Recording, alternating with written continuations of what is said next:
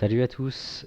Comme promis, je vais répondre aux questions de cartographie de l'inconscient qui auraient dû avoir lieu la semaine dernière, cette semaine. Donc il y a eu 7 personnes qui m'ont envoyé du coup 7 questions différentes. Et donc je vais y répondre dès à présent. Bon, presque une semaine en retard. Mais mieux vaut tard que jamais, comme on dit. Alors, sans plus attendre, première question de Véronique. J'attire des hommes incapables d'aimer, tout comme mon père, et du coup aussi ma mère, incapable de s'aimer et de se respecter. Comment désamorcer mon système? Mille merci.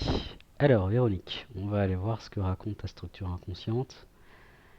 Euh, Comment désamorcer ce système en acceptant que les autres se rapprochent de toi? L'amour, ce qui me vient comme information, c'est que l'amour, c'est un jeu de yo-yo. C'est un jeu d'attraction-répulsion. Dans ton système, il y a vraiment cette tendance à répulser l'autre, à vouloir rentrer dans une notion de contrôle. Donc pour toi, l'amour, ou plutôt on va appeler ça juste une relation, c'est quelque chose qui est, c'est un jeu de lutte, c'est un jeu de pouvoir. Dans ton système, il y a une véritable jouissance à être dans cette lutte de pouvoir. Euh, il y a une notion de loyauté aussi envers papa-maman, hein.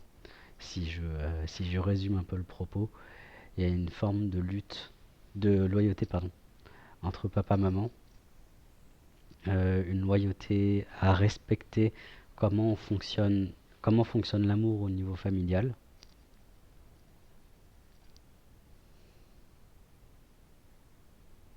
Et rien ne peut être fait sans l'autorité. Voilà ce que ta structure me raconte. Ce que ça veut dire de manière un peu plus intelligible, c'est que tu ne peux pas faire tes propres choix de partenaire. Donc c'est une obligation à être dans ce dogme familial de comment fonctionne l'amour. Donc l'amour est une lutte. Comment désamorcer ce système en acceptant que tu... Ah oui, c'est ça. Ah, c'est intéressant ça. En acceptant ton impuissance et en acceptant que tu n'as pas la main et que tu ne peux pas contrôler l'autre, comme tu ne peux pas te contrôler. Donc l'amour n'est pas quelque chose que l'on peut contrôler. Une relation, comment fonctionne l'autre, ce que va dire l'autre, ni même ce que tu vas dire, ce que tu vas faire, n'est pas quelque chose sur lequel tu peux poser une quelconque forme de contrôle. Euh, et donc tu t'es créé tout un monde, pas illusoire, mais tout un monde, ton petit monde à toi que tu contrôles. Il y a un truc que je contacte dans ta structure, je suis en train de voir ce que c'est. Tu ne peux rien faire pour changer l'autre. Ah, mais c'est ça. Donc arrête. Ouais, voilà, c'est ça.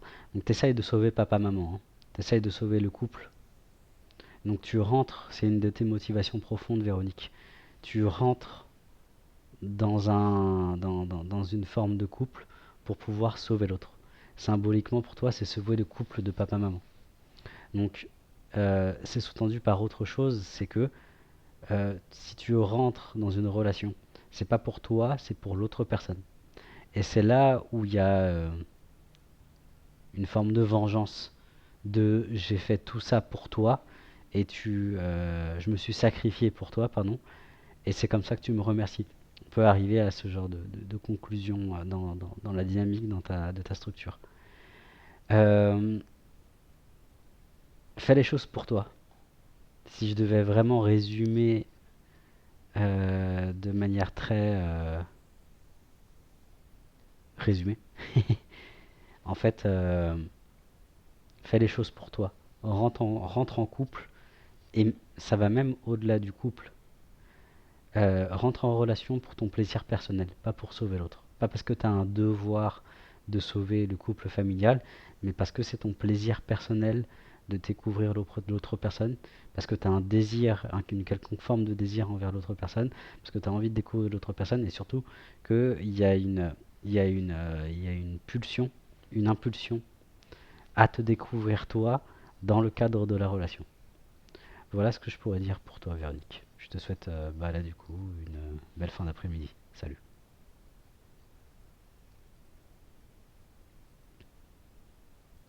Une question de Elvira. Pourquoi je n'arrive pas à atteindre les objectifs financiers que je me suis fixés?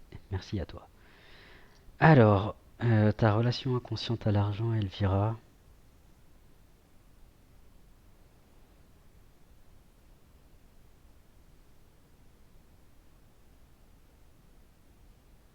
Ok, ce qui vient comme information première, c'est l'argent, c'est les émotions.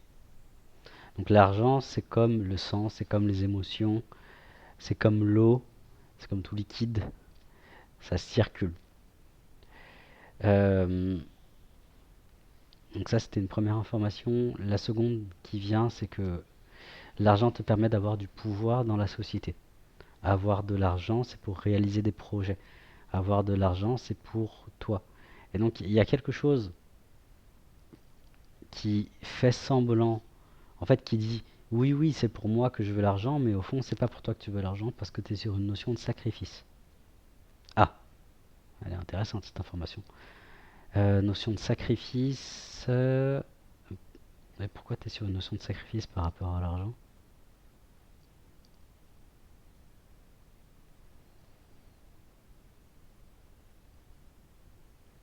Ok, derrière, ok, c'est ça. Donc derrière des objectifs financiers, il y a des objectifs émotionnels. Donc c'est bien ce que je disais, hein. L'argent pour toi, ce sont les émotions. Donc déjà, va voir du côté des émotions, dont le sacrifice fait partie, hein. Il y a un système de sacrifice. Tu te mets sur l'autel sacrificiel comme si tu étais un agneau qu'on allait sacrifier. Euh, tu es tout le temps en mode sacrifice. Si je te le redis autrement, tu es tout le temps en mode nourricière. Tu nourris les autres et pas toi. Ok, ce que je suis en train de contacter et de goûter dans ta structure, c'est cette notion d'explosion des émotions.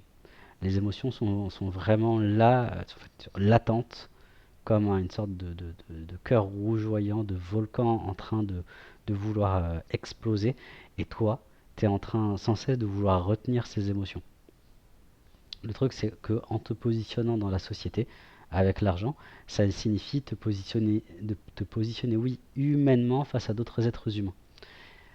Euh, donc, ton décalage par rapport à l'argent, c'est une sorte de décalage par rapport à ton humanité. Ok. Et il y a autre chose aussi, c'est que les objectifs que tu veux ne sont pas ce que tu veux réellement. Ce que tu veux n'est pas ce que tu veux réellement. Il y a une sorte de tes désirs, de alors entre guillemets faux désirs, en tout cas des désirs qui ne te nourrissent pas réellement, mais auxquels tu t'accroches, tu persistes, parce que c'est pourquoi tu persistes dans ces objectifs, dans ces désirs. Ok. Parce que c'est bien vu socialement. Donc il s'agit bien pour toi d'aller retrouver des désirs, d'aller rebrancher, recontacter des désirs, aller à la rencontre de désirs qui sont réellement et fondamentalement nourrissants pour toi, peu importe les vagues et les remous que ça fait à l'extérieur. Donc au sein de ta famille, socialement parlant, euh, etc., etc. Je n'ai pas d'autres exemples en tête. Est-ce qu'il y a autre chose pour toi?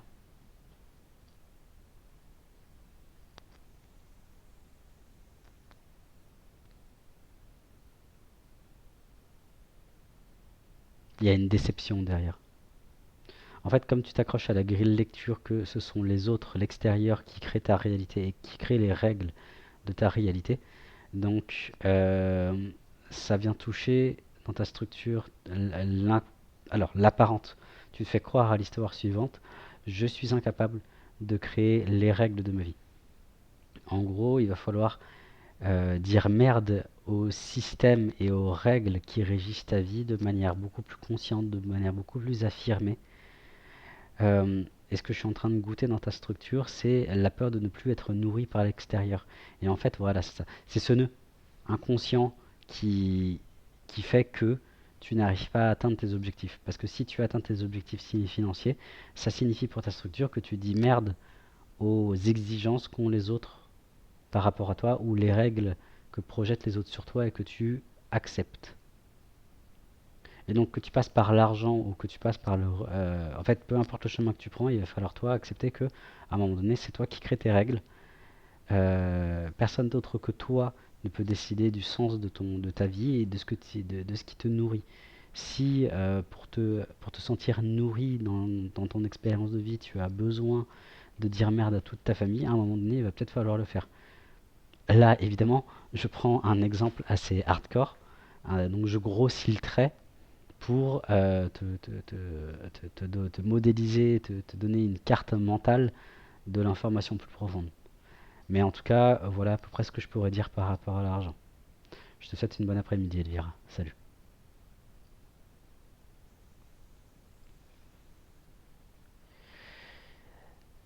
Alors, je sais plus. Ah si, c'est Mariama qui me pose non pas une, non pas deux, mais trois questions. Ok, je vais en choisir une parce que je vais pas pouvoir répondre aux trois. Alors, la question numéro un. En ce moment, je ressens un fort besoin intérieur de retrouver mon appart à la capitale, mais je n'ai pas assez d'argent de côté. Et j'aimerais avant tout avoir une sécurité financière. Que dois-je faire? 2. Mon business sur internet est en stand-by et j'ai du mal à payer euh, mon loyer d'en haut. Je me dis, je travaille là où je suis quelque temps, en Suisse, le temps de mettre de côté et de repartir. Question numéro 3. J'aimerais avoir deux appartes, un à Paris et un vers la Suisse, pour faire du Airbnb et avoir deux pieds à terre. Mais il faut que je reste plus longtemps. Mais mon intérieur veut repartir tout de suite à la capitale alors que ma famille est là où j'habite. Conclusion, j'aimerais avoir la sécurité et vouloir faire ce que j'aimerais dans le domaine artistique, mais le marketing du réseau est au ralenti et mon intérieur arrête pas de me parler. Je prends le risque sachant que là-haut c'est la jungle. Alors, au final, je vais peut-être pouvoir répondre aux trois questions parce qu'en fait c'est qu'une seule et même question. Alors, qu'est-ce que tu dois faire? C'est à toi de décider. Dans le sens où tu me dis, si je résume, euh, que tu aimerais retrouver un appart à Paris, que tu n'as pas d'argent de côté, que ton activité, ton business est en stand-by. Euh, j'ai cru comprendre que tu aimerais développer un domaine artistique et que tu aimerais faire du Airbnb avec un appart en Suisse, un appart à Paris. Alors, tout ça, c'est la matière. Donc du coup, j'ai envie de te dire, fais ce que tu peux avec les moyens que tu as. C'est-à-dire que à aucun moment, moi, je peux te dire, fais ça, c'est mieux, ou fais cette autre chose, c'est mieux. Il va falloir toi, bah, apparemment, en tout cas, le fait de mettre de côté et de repartir, ça me semble une solution qui est plutôt viable, dans le sens où poser ta sécurité financière, parce que c'est avec ça qu'on assume notre survie, c'est comme ça qu'on mange, qu'on a un toit, c'est en ayant de l'argent. Donc déjà, il y a ça. Donc peut-être oui, comme tu le dis, et je trouve que c'est une bonne idée de poser ta sécurité, en fait, ouais, pose ta sécurité, mets-toi en sécurité financièrement, travaille un peu quelque temps, et peut-être qu'une fois que tu auras mis de l'argent de côté, tu pourras voir un peu plus loin. Ce que ça sous-tend au niveau inconscient. Alors, je ressens du danger. Il y a quoi d'autre dans ta structure? Tu recherches une validation, chose que personne d'autre que toi ne peut te donner. Ta structure, elle est en train de me raconter, je sais pas où trouver ma place dans le monde. T'arrives pas à trouver un lieu symbolique intérieur où tu es pleinement à ta place. Donc en fait, ça me parle d'acceptation de soi. C'est comme si tu me disais, mais en fait, j'arrive pas à accepter, peu importe la facette de moi, des parts de ta structure, des parts de moi qui arrivent, j'arrive jamais à m'accepter tel que je suis. Donc tu es sans cesse dans une profonde insécurité et ça se matérialise dans ton quotidien par le sujet argent. Et donc en fait, l'argent, bah, comme je te le disais, c'est la survie. Et toi, tu es constamment dans un mode de survie très désagréable, on va dire. Cette énergie de survie, il est constamment, il est dans ton rapport à toi. Tu as peur de toi-même comme tu avais peur des monstres sous le lit quand tu étais petite. Euh, il est aussi question pour toi d'assumer les conséquences de tes actes. Euh, Autre chose très importante, tant que ouais, c'est ça, hein. Tant que tu es en survie, ça sert à rien de penser à autre chose. C'est pour ça que je te disais à la base, et je comprends pourquoi je te disais ça, déjà, complète le niveau de la survie. Parce que c'est pas parce que, en gros, tu fais semblant de ne pas être en survie, alors que tu es en survie. Alors que tu penses à bah, comment je vais faire pour payer mon loyer, comment je fais pour bouffer, comment je fais pour me couvrir, etc., etc., tu vois. Et donc, c'est déjà, mets-toi en sécurité là où tu en es dans ta vie. Et donc, c'est l'arrêt de la tendance, c'est ça l'invitation de ta structure et de la vie, c'est d'arrêter d'avoir tendance à te mettre à vouloir être ailleurs que là où tu en es. Et en fait, elle est là l'acceptation de soi. C'est déjà complète le niveau de la survie. T'as des galères au niveau financier, et bah essaye de les résoudre. Et va voir surtout ce que ça sous-tend au niveau de ta survie intérieure. Parce qu'au niveau de ta survie dans ta structure, c'est la guerre civile. Il y a vraiment quelque chose de l'ordre de si je te donne une image, t'es sous les bombes. T'es vraiment sous les bombes. Et pour continuer dans cette image, c'est comme si t'étais sous les bombes et que tu étais en train de penser à est-ce que je vais m'acheter le dernier iPhone alors que l'eau courante est coupée, alors que le toit de ta maison a été bombardé et que tu es à ciel ouvert et que en fait il y a peut-être d'autres priorités. Remets-toi sur tes priorités de survie liées à ta survie autant extérieure qui sont l'extension de ton rapport à ta survie intérieure. Voilà ce que je pourrais dire pour toi, Mariama. Bonne soirée. Alors, une question de Pauline. Je viens, avec- je viens vers toi avec une sacrée question ou une question sacrée. Pourquoi je n'arrive pas à atteindre l'orgasme? Merci de ta réponse et merci à moi d'oser poser la question. Je pressens que je pressens bien plus vaste et bien plus profonde qu'elle n'y paraît dans notre chemin pour reconnecter la jouissance de la vie. Merci à toi et bonnes vacances, Pauline. Sacrée question, effectivement. Comment atteindre l'orgasme? De manière très concrète et très pragmatique, il y a plein de jouets de God qui existent pour ça. L'orgasme, hein, ça passe avant tout par soi. Et je te dis ça en étant quand même assez sérieux, hein, c'est pas une blague. C'est on n'est jamais mieux servi que par soi-même, hein, dans tous les domaines de la vie. Donc même dans le domaine de l'orgasme, euh, ça commence par, et c'est très basique, par apprendre à connaître ton corps. Apprendre à connaître chaque étape qui te mène à l'orgasme. Et sachant qu'il y a, pareil chez les hommes, hein, il y a plusieurs types d'orgasmes, il y a plusieurs puissances à l'orgasme, à cette jouissance de vie, qui mène à l'orgasme. L'orgasme étant une fusion totale avec soi-même et avec un ou une partenaire. C'est déjà connaître les seuils, les paliers qui te mènent à l'orgasme. Et que avant de quémander, ouais c'est ça, hein, avant de quémander, parce qu'il y a une sorte de c'est l'autre qui me donne l'orgasme dans ta structure, avant de demander à l'autre à l'extérieur de te donner un orgasme, peut-être de commencer par soi, peut-être de commencer par se donner un orgasme. Ensuite, donc ça c'était le niveau vraiment matière, concret, pragmatique. Au niveau intérieur, qu'est-ce que ça me raconte ta structure?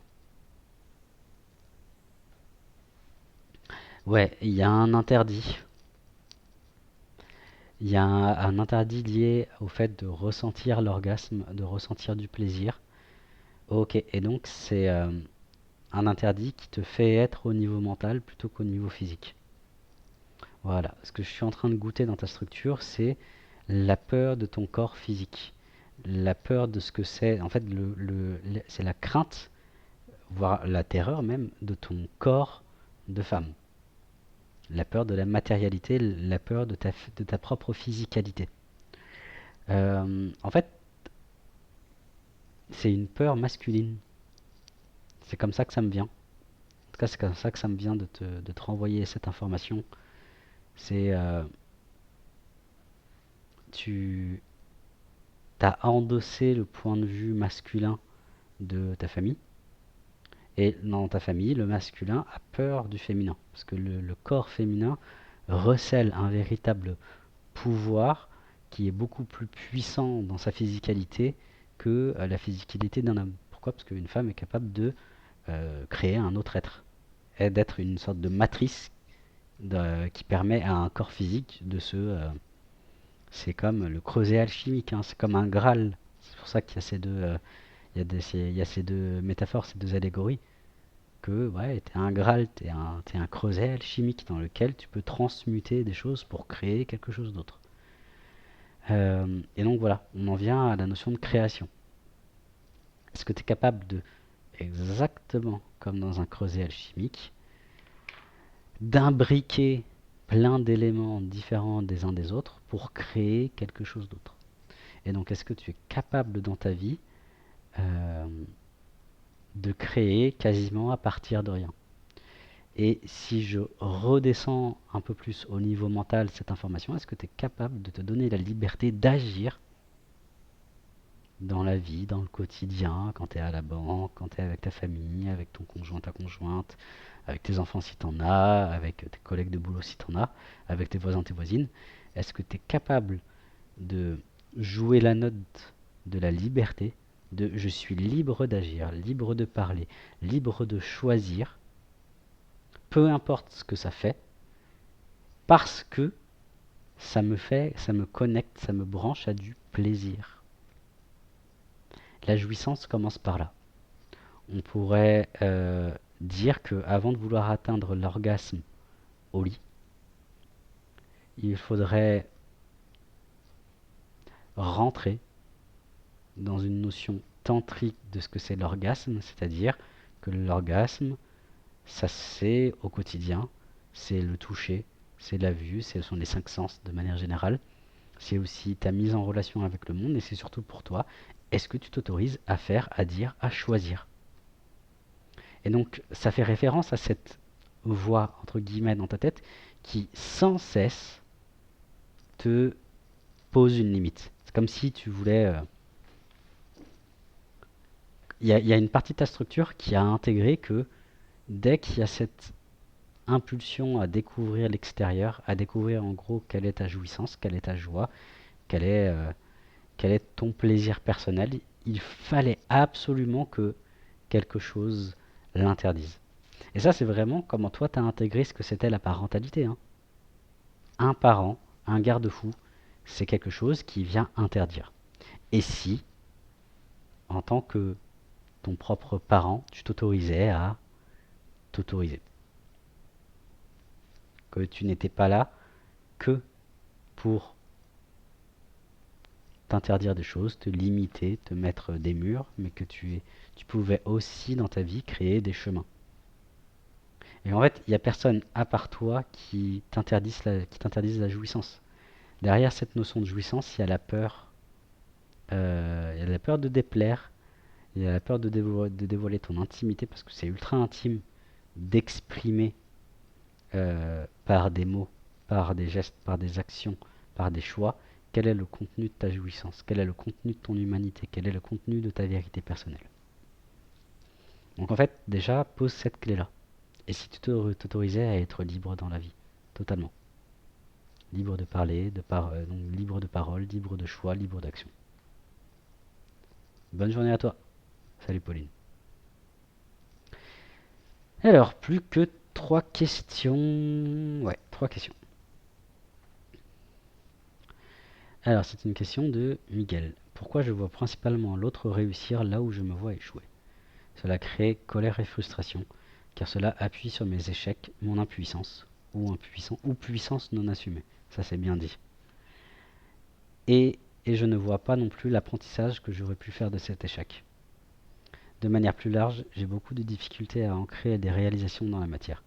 Je pense travailler pour, mais peut-être que non. Point d'interrogation. Je n'en sais rien. Mais ce qui est certain, c'est que je suis bloqué à créer dans la matière et obtenir des succès à réalisation, alors que pour, alors, alors que pour la majorité, mais pas tous, cela semble beaucoup plus facile, mais néanmoins, je vois qu'ils ont travaillé pour. Je vois qu'ils ont travaillé pour. Ok, la première chose qui me vient de te dire, Miguel, c'est que euh, l'apprentissage, il n'est pas au niveau mental, il est au niveau émotionnel. Euh, Tout, j'ai l'impression, hein, parce que on s'est vu hier à la formation Développer sa claire information. Ça fait plusieurs fois que je te fais des sessions. On s'est vu en stage à Bergerac pour le stage d'une semaine. Et tout ça me fait dire que en ce moment, t'es, peu importe, ouais c'est ça, hein. Peu importe le chemin que tu prends dans ta vie, n'importe quel sujet, n'importe quel domaine, tu prends le domaine des relations, tu peux prendre la porte, donc tu peux prendre la porte des relations, tu peux prendre la porte des relations familiales, tu peux prendre la porte des relations relationnelles, donc les relations intimes avec les femmes, avec les hommes, tu peux prendre la relation professionnelle, tu peux prendre la porte du professionnel, tu peux prendre la porte de la spiritualité. Toutes ces portes te mènent à tes émotions. Et que l'apprentissage, c'est pas la tête qui le fait, c'est ta structure émotionnelle, c'est ton corps émotionnel qui le fait. Et tant que, et je suis désolé, j'en reviens à ce que je te disais hier, hein, tant que tu n'acceptes pas de manger le gâteau de ta structure émotionnelle, le gâteau de tes émotions petit à petit, et que tu n'acceptes pas de les exprimer d'une manière ou d'une autre, d'ouvrir ta sensibilité, d'ouvrir ton intimité, il n'y a rien qui peut se faire. T'es- Ta question, elle est sous-tendue par une sorte de d'écho de je veux fuir mes émotions. Et que tu lâches pas le morceau. Et tout le truc, c'est de commencer à voir que oui, tu n'as pas le choix d'aller à la rencontre de tes émotions et que les émotions sont ta clé pour le moment. Et que peu importe les chemins que tu prends, peu importe les fuites, ce sont tout te mène à tes émotions. Parce que là où tu en es dans ta vie, tu ne peux pas avancer au niveau 5 si le niveau 4, le niveau émotionnel, n'a pas été au moins entamé à son tiers. Euh, Ce que tu me dis, pourquoi je vois principalement l'autre réussir là où moi je me vois échouer, c'est je goûte chez toi une forme de détresse émotionnelle, si tu veux. Et si l'extérieur vient toucher, c'est ce que tu me dis, hein, cela crée de la colère et de la frustration, car cela appuie sur mes échecs. C'est parce que toute la vie, l'être, la structure, appelle ça comme tu veux, l'univers, qui tu es, l'iceberg que tu es, est en train de créer une sorte de conspiration contre ton identité, celle qui veut absolument être mentale, celle qui veut éloigner les émotions, parce que les émotions ça fait peur, parce que la peur ça fait peur, etc. etc. Et que peu importe la porte que tu prends, tout te mène à accepter tes frustrations et ta colère. Pour commencer avec ces deux-là, parce que c'est ça dont tu me parles dans ton mail. Une réalisation, ce n'est pas que quelque chose de matériel. Tu as réussi à construire ton van, c'est une réalisation. C'est plus toi et ta vision du monde, et plutôt ta vision de toi-même. Tu te... J'ai l'impression que tu crées quelque chose, tu fais bien des actions, en fait tu fais tout comme tout le monde, c'est-à-dire que tu as des réussites et tu as des échecs, sauf que tu prends le parti pris de te voir avant tout échouer plutôt qu'avant tout réussi dans ta réussite. Pourquoi? Parce que c'est ta manière de te percevoir, c'est ta manière de voir C'est ta manière de te percevoir. Et ça me dit de perpétuer la tradition familiale. En fait, on échoue. Peu importe ce que tu fais, ça va, on te fait comprendre que ce n'est jamais assez et donc que tu as échoué.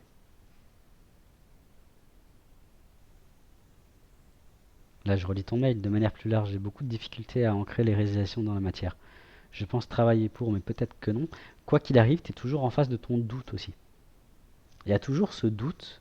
Il y a l'évidence de bah oui, je travaille sur moi. Et par-dessus, il va toujours y avoir le doute.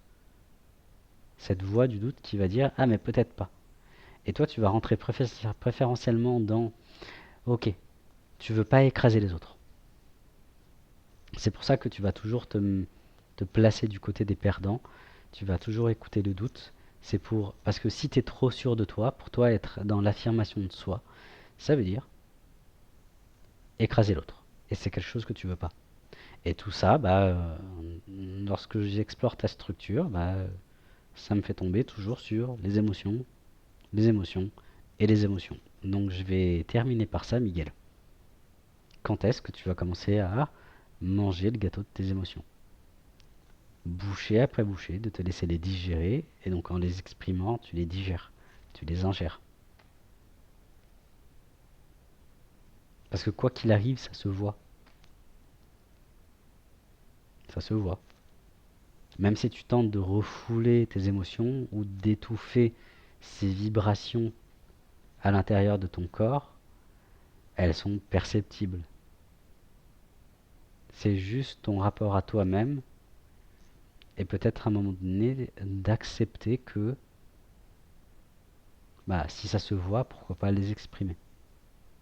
Et comme on le disait hier, de te placer dans un cadre bienveillant où tu te sens en sécurité et de commencer à t'ouvrir afin de... Parce que c'est un apprentissage, après c'est comme tout, apprendre à exprimer ses émotions, ses besoins ou n'importe quoi d'autre, c'est tout un chemin dans lequel il y aura son lot d'échecs et son lot de réussites. Voilà, je te laisse avec ça et j'espère que ça t'aura aidé. Bon après-midi à toi, salut.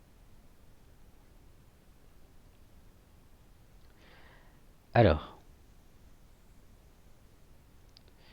bonsoir Samuel, j'espère que tu passes un bon moment en Bretagne. Ça va, moment sur la fin, hein, mais c'est cool.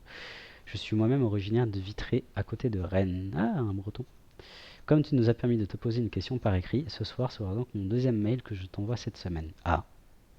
Un matin d'été 2018, j'ai fait une paralysie du sommeil. Quelques jours après avoir fait une vidéo et filmé ce que je qualifierais d'entité. Mon père, décédé il y a 20 ans, qui était un homme très violent et que j'ai quitté à l'âge de 14 ans, m'est apparu en songe juste avant ce réveil effrayant. Il me semblait bienveillant. Depuis, il est beaucoup plus présent en moi qu'avant. Que dois-je comprendre? Une personne qui a été mauvaise de son vivant peut-elle tenter de se racheter de là-haut, d'apporter son soutien? Alors totalement. Pour répondre à cette question d'ordre un peu plus général, après je viendrai sur ton cas particulier. Euh, En fait, on n'évolue pas que dans la matière. Tant qu'il y a une trace d'identité, tant que l'identité, elle n'est pas que dans le monde physique. Lorsque le corps meurt, une partie de l'identité survit et parfois pas, parfois ça retourne directement dans la lumière. Il y a plein de cas différents. Parfois on reste bloqué entre deux plans, parfois il peut se donc parfois c'est l'information qui passe, hein.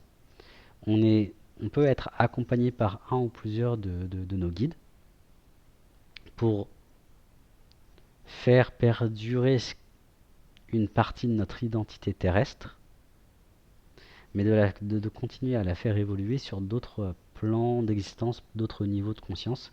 Et donc, oui, c'est totalement possible qu'une personne qui était violente de son vivant ou pas éveillée à certains sujets comme les émotions ou peu importe les autres sujets de son vivant, le soit plus ou moins totalement après sa mort. Donc oui, c'est totalement possible. Et donc tout ça pour dire, tout le monde évolue, tout être évolue. Il n'y a pas de sens à l'évolution. L'évolution ne se fait pas que dans la matière. L'être le plus évolué de l'univers n'est pas humain. Il y a plein d'autres êtres évolués, comme les plantes, comme les minéraux, comme les animaux. Une planète, c'est un être à part entière, c'est un être vivant qui évolue. Il y a des êtres vivants dans la matière, il y a des êtres vivants dans les énergies. Et en fait, bah, tout le monde évolue. Peu importe qu'il soit matériel ou dans la matière ou dans les mondes spirituels. Par rapport euh, à ta question, ce que ta question traduit au niveau inconscient, c'est est-ce que je peux avoir une autre relation? Est-ce que je peux transformer mes relations? La réponse est oui. Une relation, même la plus exécrable qui soit, peut être transformée, transmutée, peut être amenée à changer. La clé pour toi, c'est est-ce que tu choisis de donner une part de toi et donc de pardonner. Comment donner une part de soi et donc de pardonner? C'est en exprimant tes besoins. C'est en exprimant ce qui t'a fait mal. C'est en exprimant ce qui t'a fait du bien. C'est en exprimant tes peurs. Et en fait, c'est en mettant de la transparence et en jouant tout ça, en exprimant carte sur table ce qui s'anime en toi à l'intérieur. Et donc, on est vachement aussi sur tes émotions, hein. Tout ce que t'as. Ah oui, c'est ça, ok. Ta structure, elle est dans une tendance à mettre au niveau spirituel ce qui était au niveau émotionnel. Et donc tu vas vivre au niveau de tes connexions dans les mondes subtils, ce qui est vécu au niveau émotionnel. Soit dit en passant, tous les gens qui font, alors beaucoup de gens qui font des sorties astrales, donc qui sont sur le plan astral, visitent en réalité leur corps émotionnel, leur structure émotionnelle. Donc pour beaucoup de personnes, toutes les choses qu'ils vivent au niveau astral, c'est ni plus ni moins que de l'émotionnel qui se manifeste à travers des entités, etc., etc.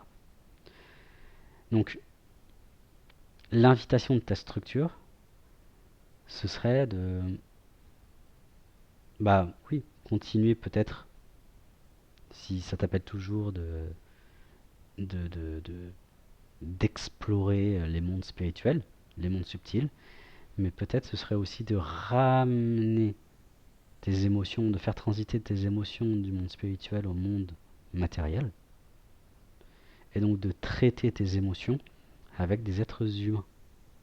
Donc en fait, tout ça, c'est une invitation à réintégrer l'humain et à réintégrer surtout, à rebrancher tes émotions au monde à ton humanité.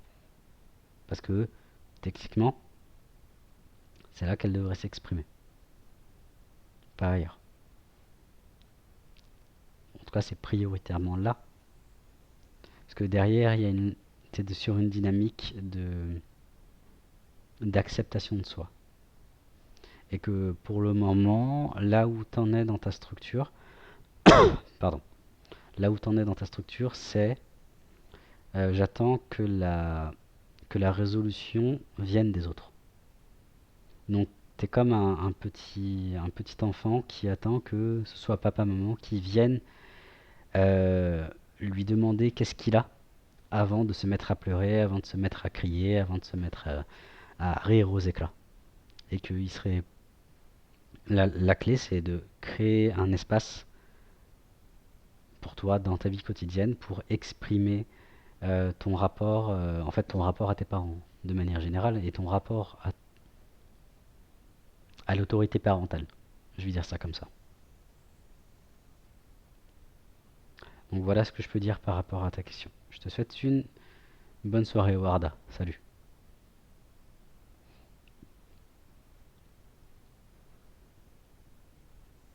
La dernière question de Johanna. Pourquoi je rencontre soit des hommes qui ne souhaitent pas s'engager, ou avec qui moi je ne souhaite pas m'engager? Je pense que cela vient aussi toucher mon rapport à mon père. Il y a aussi une notion de territoire.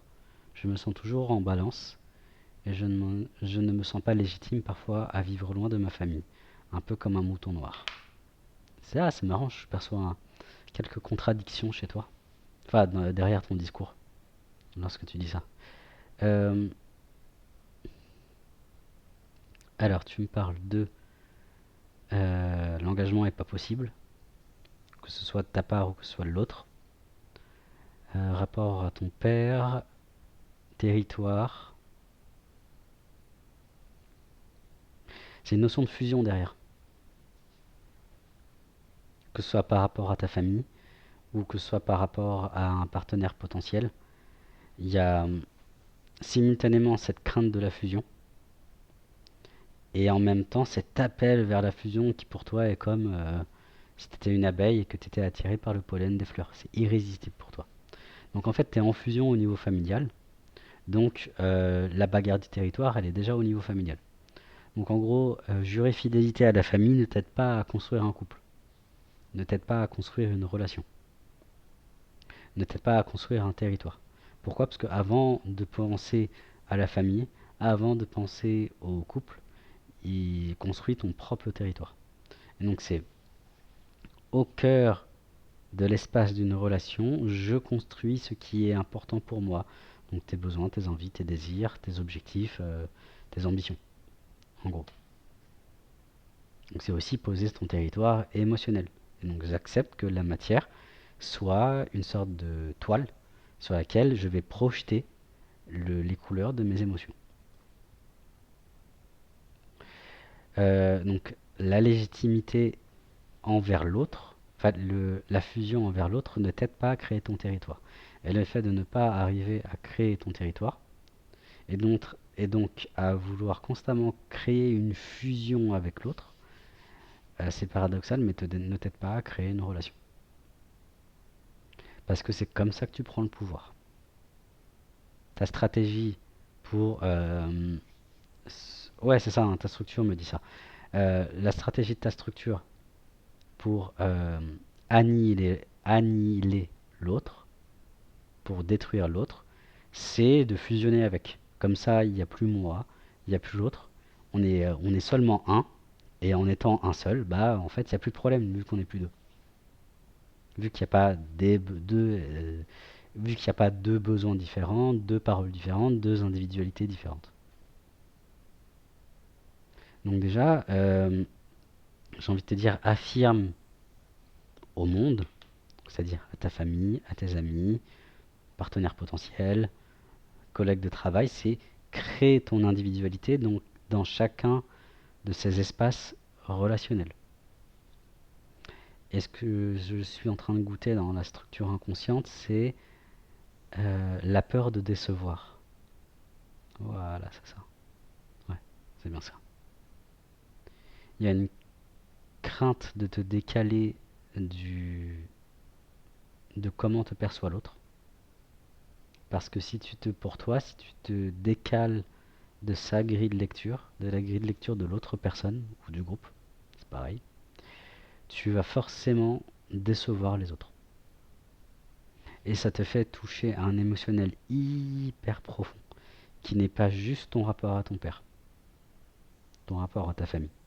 Ce que j'appelle l'arbre familial, qui est en fait l'ensemble des expériences de ta famille, l'ensemble des individualités présentes dans ta famille, qu'elles soient vivantes ou mortes.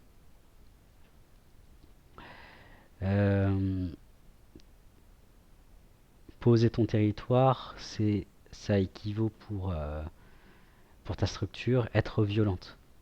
Pourquoi? Parce que ta structure, elle a assimilé que, en tout cas c'est ce que je goûte chez toi, c'est que si tu assumes ton territoire, ça fait forcément, ça se heurte, ça se heurte, c'est mieux, au territoire des autres individualités. Et donc tu as choisi de sacrifier ton individualité pour fusionner avec l'autre ou avec le groupe, pour éviter qu'il y ait des conflits. Parce que tu sais très bien que si tu commences à exprimer tes ambitions, tes désirs, tes émotions, tout ce qui appartient au domaine du moi-je, comme je l'appelle, eh ben ça va rentrer en collision avec les autres ambitions, désirs, plaisirs, émotions des autres moi-je qui coexistent pardon, avec toi. La clé étant, c'est pas parce que tu exprimes moi J'ai besoin de ça. Moi, je suis triste. Moi, je veux déménager. Que tu coupes et que tu coupes la relation. Tu ne fais que changer la forme relationnelle. La relation sera toujours intacte. C'est-à-dire que la relation à ton père, la relation à ta mère, la relation à l'entièreté des gens que tu côtoies sera toujours totalement intacte. Par contre, la forme relationnelle va changer. Et en fait, l'invitation, elle est là pour toi. Est-ce que tu es capable de changer la forme relationnelle en assumant les besoins de ton moi-je, de ton humain, du contenu de ta vérité personnelle? Déjà, voilà ce que j'ai pour toi, Johanna. Donc je te souhaite une bonne journée et je te dis à la prochaine. Avec ça, on est tout bon. J'ai répondu aux 7 questions. Je ne sais pas trop en combien de temps, je n'ai pas l'heure sous les yeux. Je fais vraiment totalement au feeling. Donc je poste cette vidéo, j'espère que je vais pouvoir poster ces vidéos parce que la connexion n'est pas super. Ce mardi 23 normalement. Ça veut dire que demain, normalement, il y a bien Cartographie de l'inconscient à partir de 20 h sur ma chaîne YouTube. Toujours les questions sur le chat et je vous répondrai en direct cette fois. Et puis voilà, on est déjà fin août. Ça passe vite, l'année est passée super vite. Normalement, courant septembre, je ferai une. Je sais pas si ça va être début ou fin septembre ou peu importe. Je veux absolument faire soit une conférence atelier, soit un cycle de conférences ateliers sur la famille et surtout sur l'arbre généalogique et les ancêtres. Et donc c'est en gros pacifier le rapport à sa famille, hein. Donc je vais voir quand est-ce que je vais programmer ça. On verra bien. Je fais aucune promesse. Parce que j'ai tendance à pas les tenir parfois. Donc j'évite de parler maintenant. Donc ok. Merci de m'avoir écouté. En différé, mais merci aux personnes qui prendront le temps d'écouter tout ça. Je vais copier-coller les questions dans la description de la vidéo. Et puis voilà, je vous souhaite une bonne soirée, une bonne journée. Profitez bien de ce que vous faites et à bientôt. Salut.